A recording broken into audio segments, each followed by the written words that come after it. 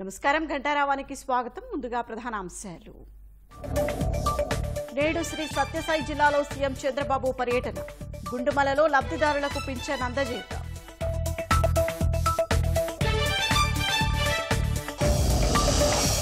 రాష్ట్ర వ్యాప్తంగా కొనసాగుతున్న పింఛన్ల పంపిణీ. ఇంటింటికి వెళ్లి అందజేస్తున్న కూటమి ప్రజాప్రతినిధులు.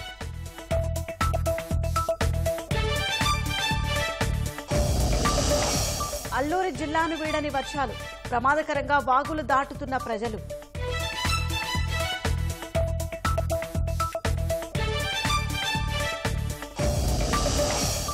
అక్రమార్కులకు అడ్డాగా గుంటూరు డీసీసీ బ్యాంక్. యంత్రాంగం సహకారంతో కోట్లు కొల్లగొట్టిన కేటుగాళ్లు.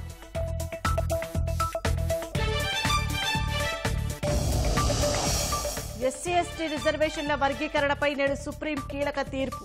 రాష్ట్రాలకు అధికారంపై నిర్ణయం చెప్పనున్న ధర్మాసనం.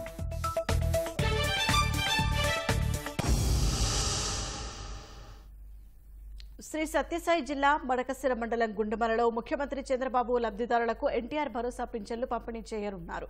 మధ్యాహ్నం 2 గంటలకు హెలికాప్టర్లో చంద్రబాబు మడకశిర చేరుకుంటారు. అక్కడి నుంచి గుండుమల వెళ్తారు. గ్రామంలో కొందరు లబ్ధిదారుల ఇళ్లకు నేరుగా వెళ్లి పింఛన్లు అందజేయనున్నారు. బీరు కుటుంబము మేము కూలి చేసుకొని జీవనం చేస్తూ ఉంటాము. ఇంతకుముందు మహానుభావుడు చంద్రబాబు నాయుడు 200 రూపాయలు ఇచ్చాయి ఫస్ట్కే. ఆయన ఇంకా 1000 రూపాయలు చేశా. ఆయన ఇంకా 2000 చేశా. తిరిగి మొన్న 7000 రూపాయలు ఇచ్చా ఒకేసారి. పండుగ వాతావరణం ఏర్పడి 7000 ఇచ్చిందని. అదే ఇప్పుడు 4000 ఇస్తానని మా ఊరికి రాక మహానుభావుడు ఇప్పుడు మా ఊరికి వస్తూ ఉంటే ఒక పండుగ వాతావరణంగా ఏర్పడి ఒక ఆనంద ఉత్సాహంతో సంతోషంగా చంద్రన్న పండుగగా చేస్తూ ఉన్నాము. చంద్రన్న వస్తూ ఉన్నాడు, మేము పండుగ చేస్తూ ఉన్నాము. మా ఇంటికి వస్తాడు అనుకోవట్లేదు, అవి వచ్చిండాడు. మాకు అంతే చాలు.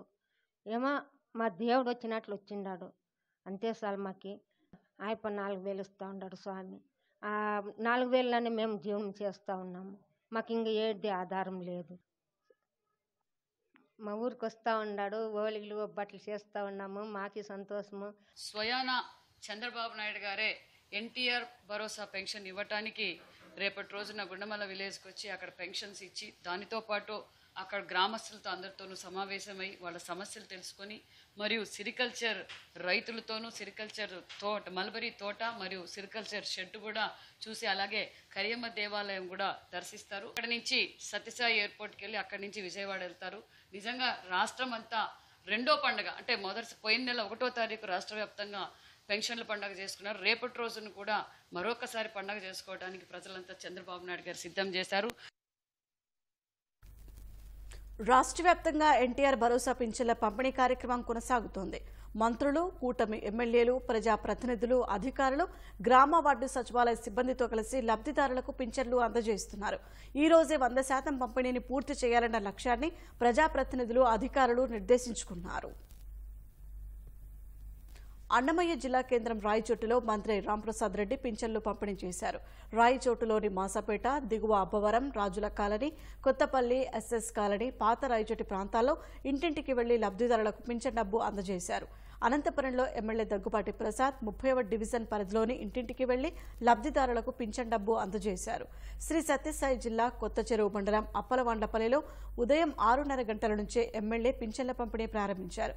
ఎమ్మెల్సీ పంచుమర్తి అనురాధ గుంటూరు జిల్లా మంగళగిరిలో ఇంటింటికి వెళ్లి లబ్ధిదారులకు పింఛన్ డబ్బును అందజేశారు. బాపట్ల జిల్లా కర్లపాలెం మండలం ఇందిరానగర్లో కలెక్టర్ వెంకటమురళి ఇంటింటికి తిరిగి పింఛన్లు పంపిణీ చేశారు. ప్రకాశం జిల్లా ముండ్లమూరు మండలం శంకరాపురంలో ఎంపీడీఓ పింఛన్లు అందజేశారు. డాక్టర్ బిఆర్ అంబేద్కర్ కోనసీమ జిల్లా పి గన్నవరం నియోజకవర్గం ఊడిముడి గ్రామంలో ఎమ్మెల్యే గిడ్డి సత్యనారాయణ ఎన్టీఆర్ భరోసా సామాజిక పింఛన్లు పంపిణీ చేశారు. జిల్లా కలెక్టర్ మహేష్ కుమార్ అమలాపురంలో ఎన్టీఆర్ భరోసా సామాజిక పింఛన్ డబ్బులను లబ్ధిదారులకు పంపిణీ చేశారు. తూర్పుగోదావరి జిల్లా అనపర్తి శివారు అనపర్తి కొత్తూరులో ఎమ్మెల్యే నల్లిమిల్లి రామకృష్ణారెడ్డి పింఛన్ల పంపిణీ కార్యక్రమాన్ని చేపట్టారు.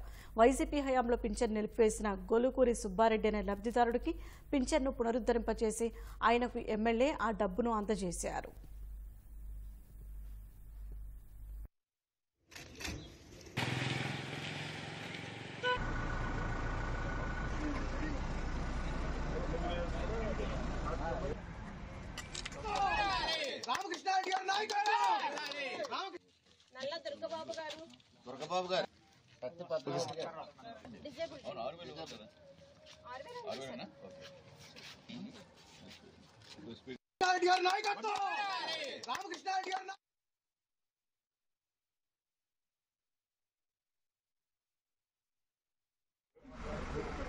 సత్యనారాయణ ప్రతిసారి 1వ తారీఖుకే వచ్చేస్తున్నారా? మీ పెన్షన్ పెరిగిందా? రాష్ట్రంలో ఎన్టీఆర్ భరోసా పింఛన్ల పంపిణీ రికార్డు స్థాయిలో జరిగింది. రాష్ట్ర వ్యాప్తంగా ఉదయం 6 గంటలకే పింఛన్ల పంపిణీ ప్రారంభమైంది. ఉదయం 8:30 గంటలకే రికార్డు స్థాయిలో 64% పింఛన్ల పంపిణీ పూర్తయింది. కృష్ణా జిల్లాలో అత్యధికంగా 82% మేర పింఛన్ల పంపిణీ పూర్తి చేశారు. అల్లూరి సీతారామరాజు జిల్లాలో అత్యల్పంగా 20% మేర పింఛన్ల పంపిణీ జరిగింది. మొత్తం 64,82,000 మంది లబ్ధిదారులకు గాను ఇప్పటి వరకు 41,26,000 మందికి పింఛన్లు పంపిణీ పూర్తి చేశారు. గతంలో ఎన్నడూ లేని విధంగా 2.5 గంటల్లోనే దాదాపు 64% పింఛన్లు పంపిణీ పూర్తి చేశారు.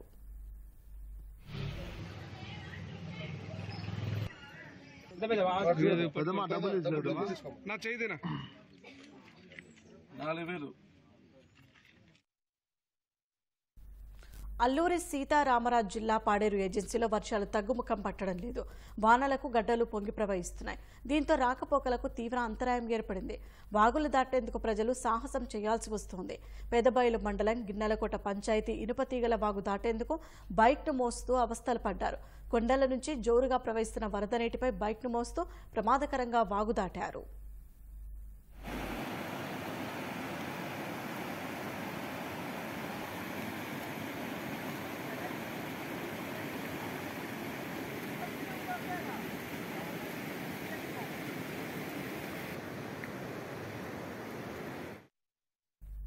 గుంటూరు జిల్లా కేంద్ర సహకార బ్యాంకు అక్రమాలకు అడ్డాగా మారింది.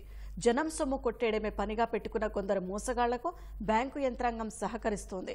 నకిలీ పాస్ పుస్తకాలు, నకిలీ ఆధార్ కార్డులు పెట్టి భారీగా బ్యాంకు సొమ్మును నొక్కేశారు. తాజాగా శీతల గోదాముల మిర్చిని చూపించి తీసుకున్న రుణంలో అవకతవకలు వెలుగులోకి వచ్చాయి. వైసీపీ హయాంలో జరిగిన అక్రమాలపై సమగ్ర విచారణకు ప్రభుత్వం సిద్ధమవుతోంది. రైతులు, మహిళా సంఘాలకు ఊతంగా నిలవాల్సిన గుంటూరు జిల్లా కేంద్ర సహకార బ్యాంకు కొందరు రాజకీయ నేతలు అక్రమార్కులకు ఏటీఎంలా మారింది. వైసీపీ పాలనలో సొసైటీలకు ఎన్నికలు నిర్వహించకుండా పాలక వర్గాలను నామినేట్ చేయడంతో అక్రమాలకు పునాది పడింది. అప్పటి చైర్మన్ సహా కొందరు వైసీపీ నేతలు చేసిన అక్రమాల తీగలాగితే డొంక కదిలేనట్లు ఒక్కొక్కటిగా వెలుగులోకి వస్తున్నాయి. నకిలీ ఆధార్ కార్డులు, పట్టాదారు పాస్ పుస్తకాలు పెట్టి కోట్ల రూపాయలు కొల్లగొట్టిన వైనం బయటపడుతోంది. గుంటూరు గ్రామీణ మండలం నల్లపాడులోని జీడీసీసీ బ్యాంకులో 70 కోట్ల రూపాయల రుణాలిచ్చారు. ఒక శీతల గిడ్డంగిలో నిల్వ ఉన్న మిర్చికి ఏకంగా 53 కోట్ల రుణం ఇచ్చారు. 2022-23లో ఇచ్చిన రుణాలకు సంబంధించి ఇప్పుడు నోటీసులిస్తున్నారు. సిద్ధార్థ అనే వ్యక్తి బ్యాంకుకు వచ్చి అధికారులను నిలదీయడంతో ఆయన పేరున ఉన్న 10 లక్షల మొత్తాన్ని శీతల గిడ్డంగి వారి నుంచి జమ చేయించేందుకు ప్రయత్నించారు. నా పేరు మీద ఆధార్ కార్డు, పాన్ కార్డు పెట్టి నా పేరు మీద నల్లపాడు బ్రాంచి జీడీసీసీ బ్యాంక్ నందు 10 లక్షల లోన్ తీసుకున్నారు. 30/8/2023 దానికి నోటీస్ వచ్చింది. అసలు ఏంటి, అసలు ఏం బ్రాంచ్ ఏందని కనుక్కుంటే అసలు నా పేరు మీద అకౌంట్ గానీ, ఈ బ్రాంచ్ గానీ, ఈ ఊరు గానీ నాది కాదు, కానీ నా పేరు మీద 10 లక్షల నోటీస్ వచ్చింది. ఇది నోటీస్ చూసి మా నాన్న ఆత్మహత్య ప్రయత్నం చేశాడు. ఇటువంటి పనులు ఇటువంటి బ్యాంకుల్లో ఎందుకు చేస్తున్నారు? అసలు ఇంత ఫ్రాడ్, బ్యాంకే రానోడికి లోన్ ఎట్టిచ్చారు. మేము ఈ బ్యాంకులో కనుక్కుంటే మీ పేరు మీద లోన్ ఉందని చెప్పేసి బ్యాంక్ మేనేజర్ గారు చెప్తున్నారు. అదేంటి మేడం, మాకు సెంటు భూమి లేదు, అతను సాఫ్ట్వేర్ ఉద్యోగం చేస్తాడు కదా, అతనికి ఎలా ఈ లోన్ పెట్టారంటే ఇవన్నీ మాకు తెలియదండి, మీ ప్రూఫ్లు పెట్టారు, మీ ప్రూఫ్లను బట్టి దాన్ని బట్టి మేము లోన్ ఇచ్చామన్నారు. 100 రూపాయలు ఇవ్వడానికి ఆలోచించేటువంటి ఈ బ్యాంకులు కనీసం అతను ఎవరో తెలియకుండా కేవలం ఆధార్ కార్డు దొరికిందని చెప్పేసి 10 లక్షలు లోన్ ఇచ్చామని చెప్పేసి అలా తోక సంబంధం లేనటువంటి ఆన్సర్ చెప్తున్నారు. దీనిపైన ప్రభుత్వం విచారణ జరపాలి. అదేవిధంగా దాదాపు ఈ బ్యాంకులో ఈ విశ్వసాయి కోల్డ్ స్టోరేజ్ తరపు నుంచి బాండ్ అని చెప్పి పెట్టారన్నారు. విశ్వసాయి కోల్డ్ స్టోరేజ్ వచ్చి ఇప్పుడు తప్పు జరిగిందని చెప్పేసి వీళ్ళు చెప్పగానే వాళ్ళు వచ్చేసి తప్పు జరిగిపోయింది, మీ లోన్ క్లియర్ చేస్తాము, అది చేస్తాము అని చెప్పేసి మమ్మల్ని ప్రలోభాలు గురి చేయాలని చూస్తున్నారు. కొన్ని వందల మంది జరిగిందని మాకు అనుమానం ఉంది. కాబట్టి దీని మీద ప్రభుత్వ పెద్దలు, కలెక్టర్ గారు, ఎస్పీ గారు దీని మీద సమగ్రమైన దృష్టి పెట్టేసి దీని మీద విచారణ చేయాలని చెప్పేసి ప్రజల తరపున కోరుకుంటున్నాము. బ్యాంకు పరిధిలోని ప్రాథమిక వ్యవసాయ సహకార సంఘాల్లోనూ నకిలీ పాస్ పుస్తకాలు పెట్టి 11 కోట్ల రూపాయలు కొల్లగొట్టారు. పల్నాడు జిల్లాలో శీతల గిడ్డంగిలో ఉన్న సరుకును చూపి 50 మంది రైతుల పేర్లతో యజమాని 5 కోట్ల రూపాయల వరకు రుణం తీసుకుని చెల్లించలేదు. గుంటూరు నగరానికి చెందిన వైసీపీ కీలక ప్రజా ప్రజాప్రతినిధి బంధువు ఒకరు నకిలీ పట్టాదారు పాసు పుస్తకాలు, ఆధార్ కార్డులు సృష్టించి అడ్డా కూలీలు, రోజువారీ కూలీ చేసుకునే మహిళలకు డబ్బు ఆశ చూపి వారి పేర్లతో సొసైటీల్లో రుణాలు పొందారు. జీడీసీసీ బ్యాంకు నిధులను లోన్ల రూపంలో కాజేసిన వారిని వదిలిపెట్టేది లేదని తెలుగుదేశం ఎమ్మెల్యే తెనాలి శ్రావణ్ కుమార్ స్పష్టం చేశారు. మాచర్ల నియోజకవర్గం వాళ్ళు, వినుకొండ నియోజకవర్గం వాళ్ళు, ఇతర నియోజకవర్గాల వాళ్ళు మా నియోజకవర్గాల్లో పట్టదారు పాస్ పుస్తకాలు, బినామీ దొంగ పట్టదారు పాస్ పుస్తకాలు సృష్టించి నెక్కల్లి సొసైటీలో, పెదపరిమిలో, పేరేచెర్లలో, పెరంగపురం సొసైటీలో ఇలా కొన్ని సొసైటీల్లో బినామీ పేర్ల మీద లోన్లు తీసుకున్నారు. దీని మీద అప్పుడు నేను ప్రస్తుత పొన్నూరు శాసనసభ్యులు నరేంద్ర కుమార్ గారు పెద్ద ఎత్తున కంప్లైంట్స్ చేశాం. అప్పటి చైర్మన్ మరియు గుంటూరు నగరంలో ప్రసిద్ధి చెందిన ఎమ్మెల్సీ గారు యొక్క మేనల్లుడు అందులో తిష్ట వేసి ఈ బినామీ లోన్లకు శ్రీకారం చుట్టారని మేము స్పష్టంగానే ఆరోపణ చేశాం. రుణాలు మంజూరు విషయంలో అధికారులు కనీస నిబంధనలు పాటించకపోవడం దారుణమని నిపుణులు అంటున్నారు. సమగ్ర దర్యాప్తు జరిపించి అక్రమార్కులను శిక్షించాలని డిమాండ్ చేస్తున్నారు. గుంటూరు జిల్లాలో జీడీసీసీ బ్యాంకులో అనేక అవినీతి ఆరోపణలు వస్తూ ఉన్నాయి. ముఖ్యంగా బ్యాంకింగ్ సెక్టార్కే ఇబ్బంది కలిగే పరిస్థితిగా ఉంది. అక్కడ లోన్స్ ఇవ్వాలంటే కంపల్సరిగా వాల్యుయేషన్ రిపోర్ట్ చేయాలి. అదేవిధంగా లీగల్ ఒపీనియన్స్ తీసుకోవాలా, ప్రాపర్టీస్ ఏ విధంగా ఉన్నాయి, హక్కుదారుడు ఒరిజినల్లా కాదా, ఈసీలు 10(1) అనంగులు అనేక రకాలుగా డాక్యుమెంట్స్ తీసుకున్నాక అవసరమైతే బ్యాంకర్ లీగల్ ఒపీనియన్స్ కాక బయట వాళ్ళ దగ్గర కూడా ఇద్దరి దగ్గర లీగల్ ఒపీనియన్స్ వాల్యుయేషన్ తెప్పించుకొని తదనుగుణంగా లోన్లు ఇస్తే సక్రమంగా ఉండేవి. కానీ అటువంటి ఏమి జరగకపోగా దొంగ పాస్ పుస్తకాలు, దొంగ సర్టిఫికేట్లు పెట్టి లోన్లు తీసుకున్నదని విపరీతమైనటువంటి అవినీతి ఆరోపణలు ఉన్నాయి. ఆ బ్యాంకులో చాలా మంది అధికారులు కావచ్చు, దాంట్లో చేసిన చైర్మన్స్ కావచ్చు, మిగిలిన వాళ్ళు చాలా అవినీతి పాల్పడ్డారనేది ఉంది. దాని మీద సమగ్రమైనటువంటి విచారణ చేయాల్సిన బాధ్యత ఇప్పుడున్నటువంటి తెలుగుదేశం పార్టీ మీద ఉంది. రాష్ట్రంలో 100 రోజుల్లో సరికొత్త పారిశ్రామిక విధానం తీసుకొస్తామని, దేశంలోనే ఇది అత్యుత్తమంగా ఉంటుందని పరిశ్రమల శాఖ మంత్రి టీజీ భరత్ అన్నారు.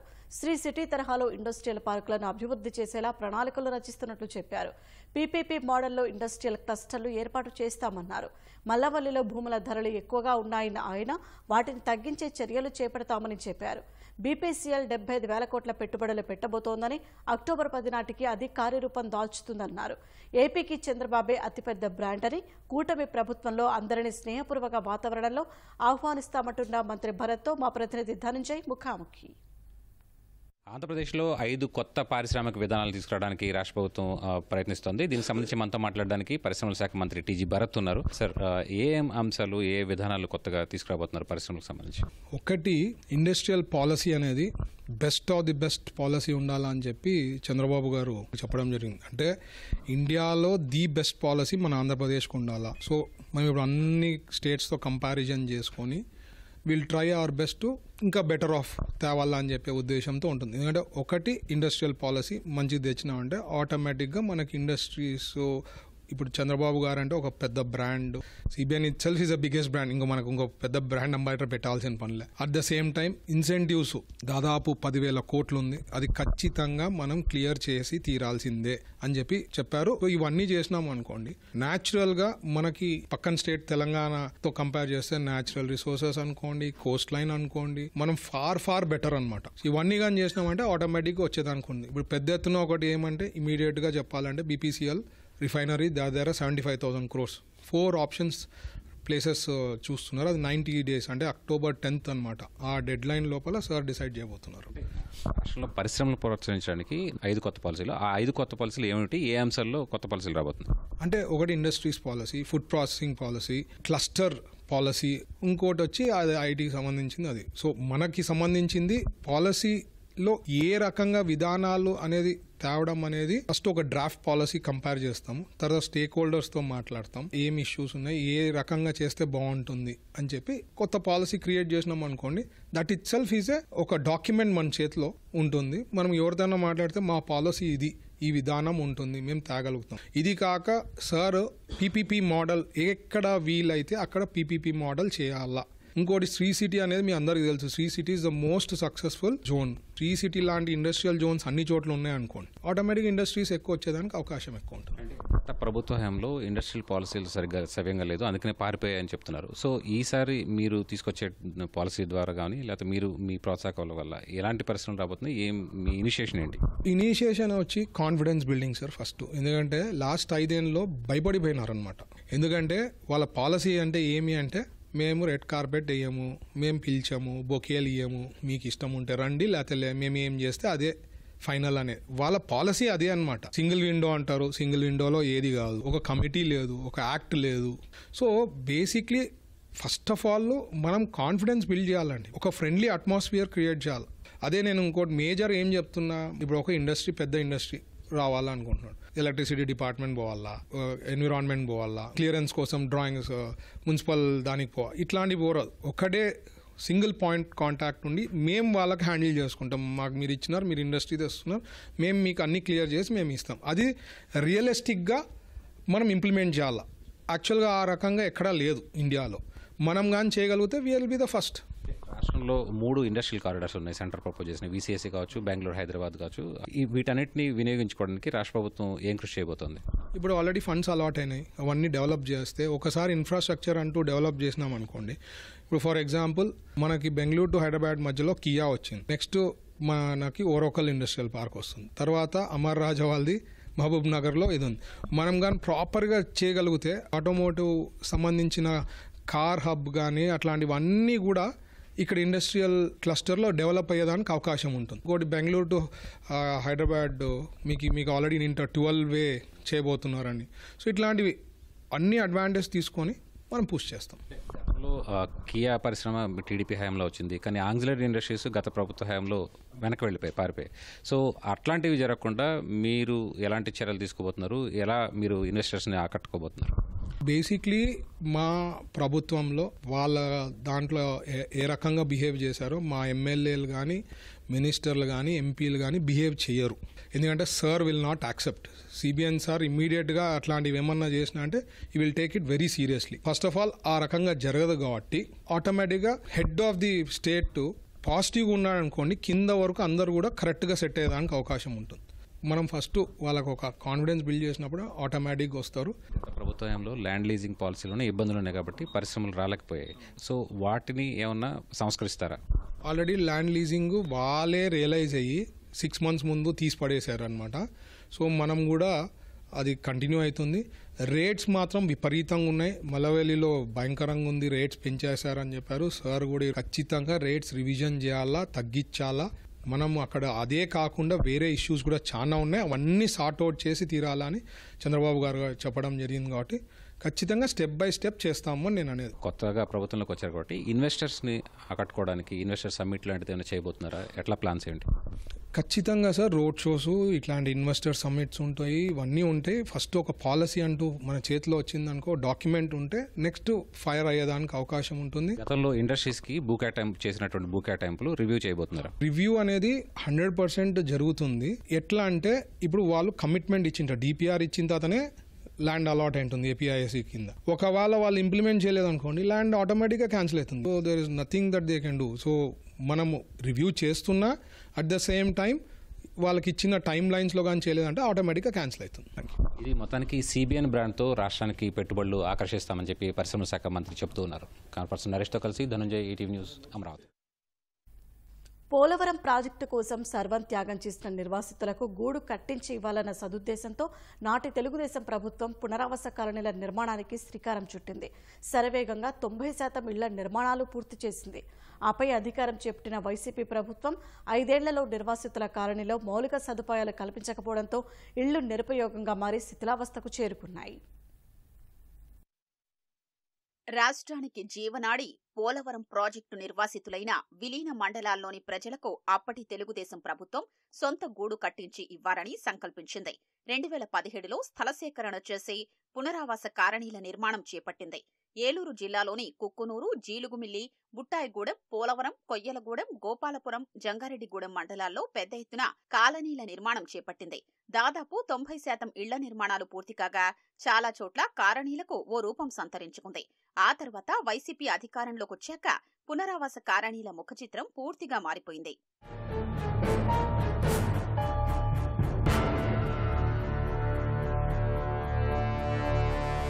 పునరావాస కాలనీలో మౌలిక సదుపాయాలు కల్పించి నిర్వాసితులకు ఇంటి సౌకర్యం కల్పించాల్సిన గత ప్రభుత్వం ఆ బాధ్యతను గాలికొదిలేసింది. గతంలో కాలనీల నిర్మాణం చేసిన గుత్తేదారుకు 216 కోట్ల రూపాయల బకాయిలు నిలిపేసింది. గుత్తేదారు పనులు పూర్తి చేసేందుకు ముందుకు రాలేదు. అప్పట్నుంచి కాలనీల్లో మౌలిక సదుపాయాల కల్పన అందని ద్రాక్షగానే మిగిలింది. ఇప్పటికీ చాలా కాలనీల్లో తాగునీరు, డ్రైనేజీ, రోడ్లు, వీధి లైట్లు, పాఠశాల, ఆస్పత్రి వంటి సదుపాయాల్ని జగన్ ప్రభుత్వం కల్పించలేదు. కుక్కునూరు మండలంలోని దాచారం, కివ్వాక సహా పలు కాలనీల్లోని ఇళ్లను తాత్కాలిక పునరావాస కేంద్రాలుగా మార్చి గోదావరికి వరదలు వచ్చిన ప్రతిసారి వారిని ఆ ఇళ్లల్లో తలదాచుకునేలా చేసింది. ఫలితంగా పునరావాస కాలనీల అసలు ఉద్దేశం మరుగున పడింది. గోదావరి వచ్చినప్పుడల్లా మాకు ఎవరికో ఇచ్చిన ఇళ్ళల్లో మేము ఉంటున్నాం సార్. కాకపోతే మాకు నరకమే సార్, మాకు అన్ని ఇబ్బందులే. ఇక గోదావరి వచ్చినప్పుడల్లా మేము ఇవే బాధలు పడుతున్నాం సార్, ఇవే కష్టాలు పడుతున్నాం. స్లాబ్లు అయిపోసారు, కాకపోతే పక్కన బాత్రూమ్లు అన్నీ ఇవన్నీ ఏమి లేవు సార్, తలుపులు ఏమి లేవు సార్. మేము తప్పదు కదా సార్, మరి ఉంటున్నాం, మరి తలదాచుకోవటానికి ఉంటున్నాం సార్. మరి కాకపోతే అన్ని మనకి అన్ని ఇక కరెంటు గిరెంట్లు అంటే ఏమవసరం లేదు సార్. ఇట్లా ఏదైనా తీగ లాక్కొని ఓ బల్బు పెట్టుకొని అనుకుంటాం. 6 నెలల కాలనీలోకి వచ్చిన వాళ్ళ బాధలు ఎట్లాంటివి అంటే బయటికి పోవటానికి ఆడవాళ్ళు కానీ మగవాళ్ళు కానీ బాత్రూమ్ లేకుండా ఇబ్బంది పడుతున్నారు. అటువంటి వాడుకోవడానికి వాటర్ సదుపాయం కూడా సరిగ్గా లేదు. కాలనీలో పూర్తి అవ్వకుండా ఈ వసతులు అంటే ఎవరో ఏర్పాటు చేసేటి. తలుపులు అంటే ఇక ఈ పెట్టించినవి కావు, కొన్నిటికి పెట్టించుకున్న వాళ్ళు ఈ స్వతంత్రంగా ఉండవలసిన వాళ్ళు పెట్టించుకున్నారు, లేని వాళ్ళు అంతే సంగతి. కాలనీలు కట్టకపోయి ఉంటే చంద్రబాబు నాయుడు గారు మా పరిస్థితి చాలా అగమ్యగోచరంగా ఉండేది. ఈ ఇండ్లు ఉండబట్టి ఎంతమంది అక్కడ రెడ్డిగూడెం, బొమ్మగూడెం, ఇటు బెస్తగూడెం 3 గ్రామాల ప్రజలు వచ్చినా సరిపోతుంది. గత 5 ఏళ్లుగా ఆయా ఇళ్లకు కనీసం మరమ్మతులు చెయ్యకపోవడంతో అవన్నీ ప్రస్తుతం బీటలు వారి శిథిలావస్థకు చేరుకున్నాయి. కాలనీల్లో ఇళ్ల నిర్మాణం పూర్తయినా వైసీపీ ప్రభుత్వం వాటికి కనీసం 5 ఏళ్లలో తలుపులు, కిటికీలు కూడా ఏర్పాటు చేయలేదు. విద్యుత్ సదుపాయం ఉన్న ఇళ్లకు కనెక్షన్లు ఇవ్వలేదు. రోడ్ల నిర్మాణం చేపట్టకపోవడంతో వర్షం వస్తే చాలు కాలనీలు బురదమయంగా మారుతున్నాయి. తాగునీటి ట్యాంకు నిర్మాణం పూర్తయినా ఇళ్లకు కనెక్షన్లు ఇవ్వలేదు. గోదావరి వరదలతో ఏటా నరకం చూస్తున్నామని, తమకు ప్యాకేజీ నిధులు అందించి పునరావాస కేంద్రాలకు తరలించాలని నిర్వాసితులు ప్రాధేయపడుతున్నారు.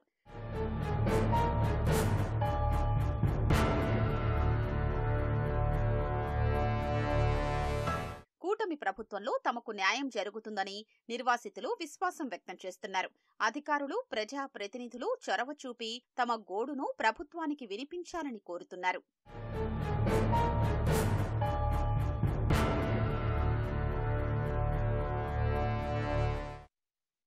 కొండచెర్యలు విరిగిపడి 167 మందికి పైగా బలైన కేరళలోని వైనాడ్ జిల్లాలో సైన్యం గాలింపు, సహాయక చర్యలను ముమ్మరం చేసింది. 191 మంది ఆచూకీ ఇంకా లభ్యం కాకపోగా 80కి పైగా మృతదేహాలను వెలికి తీసినట్లు సైన్యం ప్రకటించింది. 1000 మందిని రక్షించినట్లు తెలిపింది. మానవతా సహాయం, విపత్తు సేవల సమన్వయం కోసం కోజికోడ్లో కమాండ్ అండ్ కంట్రోల్ సెంటర్ను ఆర్మీ ఏర్పాటు చేసింది. కొండచెర్యలు విరిగిపడిన ప్రాంతానికి 10 కిలోమీటర్ల దూరం వరకు మృతదేహాలు కొట్టుకుపోవడంతో చాలా దూరం వరకు ఎస్టీఆర్ఎఫ్, ఎన్డీఆర్ఎఫ్ బృందాలతో కలిసి సైనికులు సహాయక చర్యలు నిర్వహిస్తున్నారు. తిరువనంతపురం నుంచి ఆర్మీ వైద్య సిబ్బందిని సైనిక హెలికాప్టర్ల ద్వారా తరలించి పునరావాస శిబిరాల్లో చికిత్స అందిస్తున్నారు. బెయిలీ వంతెనల నిర్మాణం వల్ల సహాయక చర్యలు వేగం పుంజుకుంటున్నాయని తెలిసింది. దేశ రాజధాని ఢిల్లీలో వాన దంచుకొట్టింది. రెడ్ అలర్ట్ జారీ చేసిన వాతావరణ శాఖ తప్పనిసరి కాని ప్రయాణాలు మానుకోవాలని సూచించింది. గాజీపూర్ కాలువలో పడి తల్లి బిడ్డ మృతి చెందగా సబ్జీ మండీలో ఓ ఇల్లు కూలి పలువురు గాయపడ్డారు. రోడ్లపై పెద్ద మొత్తంలో వాననీరు నిలవడంతో వాహనాల రాకపోకలకు తీవ్ర అంతరాయం ఏర్పడింది. 10 విమానాలను దారి మళ్లించారు. అటు ఉత్తరప్రదేశ్, ఉత్తరాఖండ్, హర్యానాతో పాటు కర్ణాటకలోని కొన్ని చోట్ల భారీ వర్షాలు కురుస్తున్నాయి.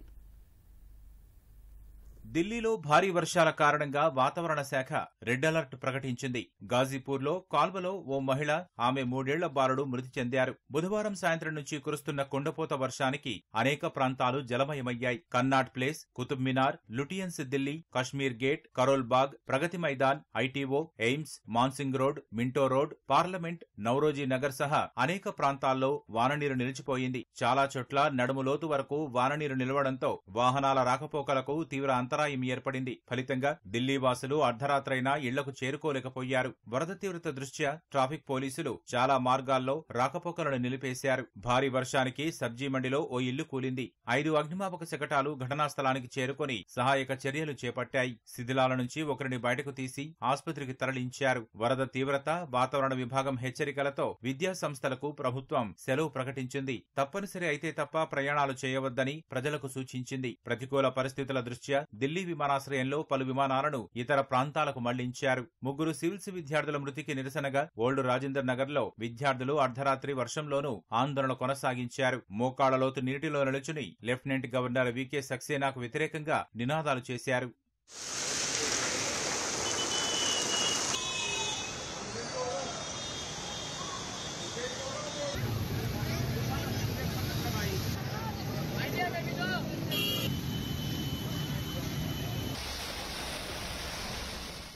ఉత్తరప్రదేశ్, ఉత్తరాఖండ్, హర్యానాల్లో కూడా భారీ వర్షాలు కురుస్తున్నాయి. హరిద్వార్లో ఓ ఇల్లు కూలి 3 బలి కాగా 6 గాయపడ్డారు. తెహ్రీ జిల్లాలో వరద పోటెత్తడంతో ఒక కుటుంబం గల్లంతైంది. సుఖీ నదిలో కన్వారియాల రేషన్ లోడు ఉన్న ట్రక్కు కొట్టుకుపోయింది. హర్యానాలో చాలా ప్రాంతాల్లో రోడ్లు చెరువులను తలపించాయి. వాహనదారులు వరదలో ఇళ్లకు వెళ్లటానికి తీవ్రంగా ఇబ్బంది పడ్డారు. కర్ణాటకలోని ఉడిపి, దక్షిణ కన్నడ జిల్లాల్లో భారీ వర్ష సూచన నేపథ్యంలో విద్యా సంస్థలకు ఇవాళ సెలవు ప్రకటించారు. సముద్ర, నదీ తీరాలు, కొండ ప్రాంతాలకు వెళ్లొద్దని సమీప ప్రాంతాల ప్రజలను అధికారులు అప్రమత్తం చేశారు. విద్యా ఉద్యోగాల్లో రిజర్వేషన్ల కోసం షెడ్యూల్డ్ కులాలు, షెడ్యూల్డ్ తెగలను ఉపకులాలుగా వర్గీకరణ చేయడానికి రాష్ట్రాలకు అధికారం ఉందా లేదా అనే అంశంపై సుప్రీంకోర్టు ఇవాళ చారిత్రక తీర్పు ఇవ్వనుంది. సుప్రీంకోర్టు ప్రధాన న్యాయమూర్తి జస్టిస్ డివై చంద్రచూడ్ నేతృత్వంలోని 7 సభ్యుల రాజ్యాంగ ధర్మాసనం తీర్పు ఇవ్వనుంది. శతాబ్దాలుగా బహిష్కరణ, వివక్ష, అవమానాలకు గురవుతున్న ఎస్సీలను ఉపకులాలుగా వర్గీకరణ చేయాల్సిన అవసరం లేదని 2004లో ఇచ్చిన తీర్పును సమీక్షించాలని పలు రాష్ట్రాలు సుప్రీంకోర్టును ఆశ్రయించాయి. మొత్తం 24 పిటిషన్లను కలిపి విచారణ జరిపిన రాజ్యాంగ ధర్మాసనం ఫిబ్రవరి 8న తీర్పును వాయిదా వేసింది. చిన్నయ్య కేసులో రాజ్యాంగంలోని ఆర్టికల్ 341 ప్రకారం రాష్ట్రపతి జాబితా నుంచి ఎస్సీలుగా పరిగణించే కులాలను పార్లమెంటు మాత్రమే మినహాయించగలదని సుప్రీం తీర్పునిచ్చింది. రాష్ట్ర శాసనసభలకు అధికారం లేదని స్పష్టం చేసింది.